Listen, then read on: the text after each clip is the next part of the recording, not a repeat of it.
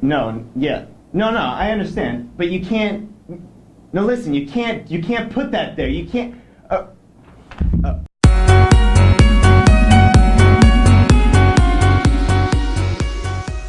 Hello everyone, welcome to Clipper TV. We're keeping you updated on what's going on at Yarmouth High School. I'm Nicole Haley. And I'm Jack Clayton.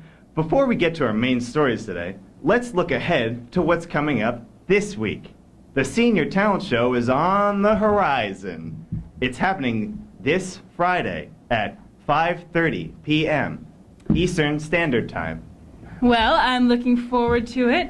Also, we're looking ahead to a big project that the freshman class has been working on based on the power of one person. They are making their presentations on April 3rd with the common theme of how to reduce world hunger. Now we have a story about our cafeteria's upcoming makeover with Amelia French in the field. Take it away, Amelia.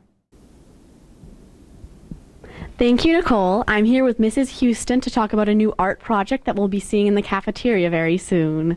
Hi, Mrs. Houston. How are you? I am well, thanks. And so, how did this project get started? We were asked by the superintendent and Mrs. Schreiber if we wanted to participate in a mural for the cafe. They had written a grant to just kind of spice it up a little bit. And so, what was the process of this? How did you start doing this? Did you do it with any specific classes?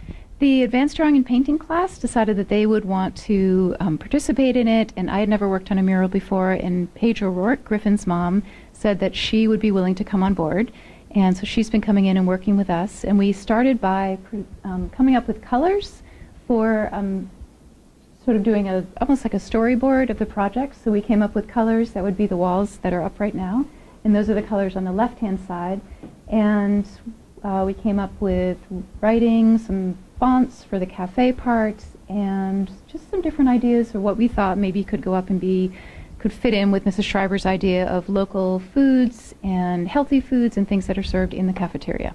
That's so great. And when is this going to be seen in the cafeteria, do you think? Well, we're pretty close. Each of the students in the class has made a big mural, as you can see there, and we've also come up with different vegetables. We're very close to the end. I'm thinking in the next couple of weeks it will go up. We're working with Mr. Bickford and his crew. They're going to put it up for us. The panels are deliberately made so that they can come up and come down. If they decide they want to freshen up the cafeteria and not use these anymore, they'll go home and go back to the artists. And I just want to add that Mr. Santerre's class was great about helping us cut things out, the cow, and there's lots of different things that needed to be cut out and not be rectangular like the basic mural scenes. That's so great. I can't wait to see it in the cafeteria. I'm really excited. Thank you so much. Back to you. Thank you, Amelia. I can't wait to see the finished product. Next, we've got Mark Babyface Brown with a preview of spring sports. Mark? Thanks, Jamie. I'm here with Sam Torres and Bart Gallagher, the leading scorers of last year's team. Guys, the first few days of tryouts are over. How does the team look so far? You know, I've been really impressed with our stick skills coming off. The first few weeks we had without coach, we've been working our stick skills and getting out there by ourselves, and it's shown because our stick skills have been a lot better than they have in the past. Coming off a 6-7 record last year, how do you guys look to improve? You know, a lot of bad things happened last year with losing on the turf for the first time in like 7 years, and that season was one of our worst seasons in a while. So we're really looking to improve on that. We have a bunch of seniors, 15 of us, that really want to just buckle down and go to work, and we want to beat Falmouth, NYA, and Cape this year. Coach David Pearl is stepping up as your new head coach. What do you expect from him to help you guys win another state championship? We're really excited about the coaching change. I think that the players have a really close bond with Coach Pearl, and he's been ready for this for a few years, I think. And Coach's leadership is something that all the other players are going to build off of, and we're just going to follow Coach's lead, and hopefully he takes us back to that state championship where he's been so far. Thank you, guys. Eamon, after suffering a tough loss to Greeley last year in the Western Maine Finals, how do you plan to avenge that loss this year? Yeah, that was a disappointing loss for our team, and seniors graduated last year. And this year we're probably going to look to do the same thing we did last year. You know, play a lot of Yarmouth baseball the way we're supposed to, running the bases really well, a lot of bunting and small ball. You know, just play really aggressive, and hopefully we can. If we do that, then we'll carry us past the Western Maine Finals and into the state championship game. Andrew, we graduated 10 seniors last year. This year there are only 2 returning varsity starters. What type of impact do you think that will have on this team? I think the whole class in general, the senior class, is very talented, and they're hard workers. Bryce and Ryan were the 2 starters last year that played varsity. Coach basically has been drilling us all week, pitcher catcher week, about how the inexperience of the new team that's coming up for varsity is not going to limit us. We're going to work hard and basically win it this year. Bryce, Coach Hall said he's a very inspirational coach. He creates a positive and hard-working environment. How do you think he'll help this team go to another state championship this year? Well, one big thing with Halstead is team chemistry, and during practice we always try and have fun. We do a lot of batting practice games just to pretty much get the team together and get comfortable with each other. Thank you, Bryce. Back to you, Jamie. Thanks, Mark. And by the way, it's Jack. Jack Clayton. We've been in the same grade for like 11 years, so if you could get my name right, that would be just peachy. Nicole? Now, as you may know, not only did Yarmouth Playmakers compete in the state's One Act Festival last weekend, but it was held at our very own school. It was a couple of event-filled days, and our Asa Slayton was there competing and reporting on the action. Thank you, Nicole. We're here at Yarmouth High School at the back entrance, and I'm here to recap all the events that have happened at the One Act State Festival. And we're just going to show you some pretty cool stuff that's been going on here. So this is the banner for all the schools. The library is where the judging takes place. Down here is where all the shows will be hosted. Yarmouth is actually Mr. Borda's room this year.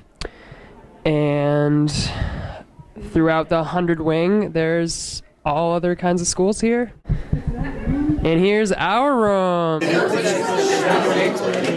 I'm beautiful, so whatever you do. I'm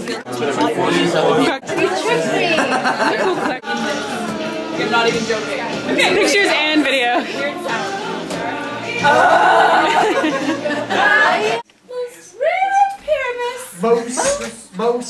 Most. As true as horse, the will never tire. Great. How are you feeling about our play in this One Act State Festival competition? Well, I'm feeling good about it, but we'll have to see.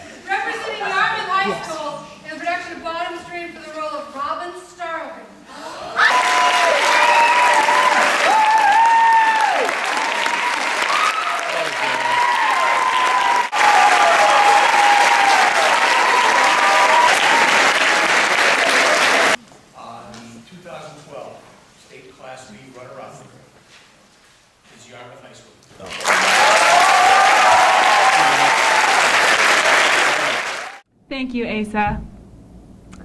Clipper TV has had a rare opportunity to get to know the office secretaries at Yarmouth High School.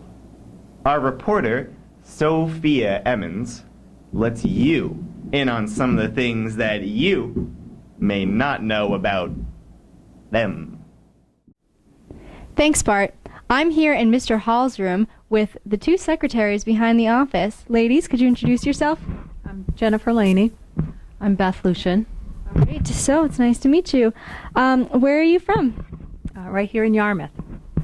Originally Lynnfield, Massachusetts. How long have you been working at YHS?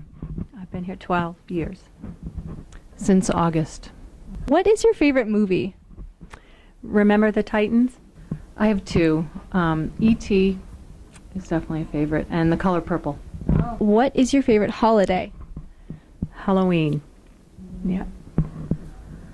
I have a funny answer. It's Christmas, even though I'm Jewish. Oh, that's interesting. It's a long story. What is your favorite dessert? I'd have to say anything that has lemon in it. I agree. Vanilla bean creme brulee, and that's tied with those molten fudge cake things. Sounds delicious. What is your ideal vacation spot? I would have to say anything tropical, peaceful. Mine's similar. Tropical, warm, relaxing, and I don't have to do dishes. I agree. I have to do the dishes at my house. What's your favorite sport or activity to watch at YHS? Hockey, definitely. Hockey, but I've enjoyed the plays this year.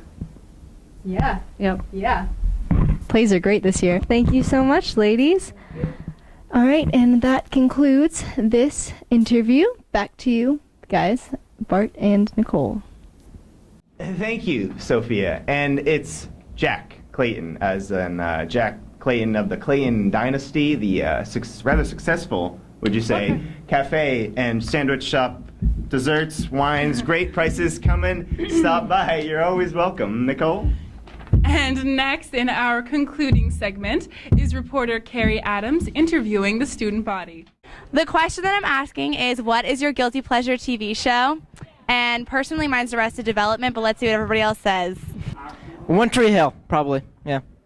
The Kardashians. Okay, what do we do? Big Love. What is your guilty pleasure TV show? Oh, I don't want to say that. The Cleveland Show. SpongeBob. Drake and Josh. One Tree Hill. Jersey Shore. Keeping Up with the Kardashians. Gossip Girl. Law and Order Special Victims Unit. Parks and Recreation. Grey's Anatomy. Thank you, Carrie. That's all we have for this episode of Clipper TV. Make sure to tune in next time. And from all of us here at the Clipper TV staff, I would like to say to you, thank you, and have a pleasant tomorrow. About me, but I know about you. So say hello to falsetto in 3, 2, sway. I'd like to be everything you want. Hey girl, let me talk to you. If I was your boyfriend.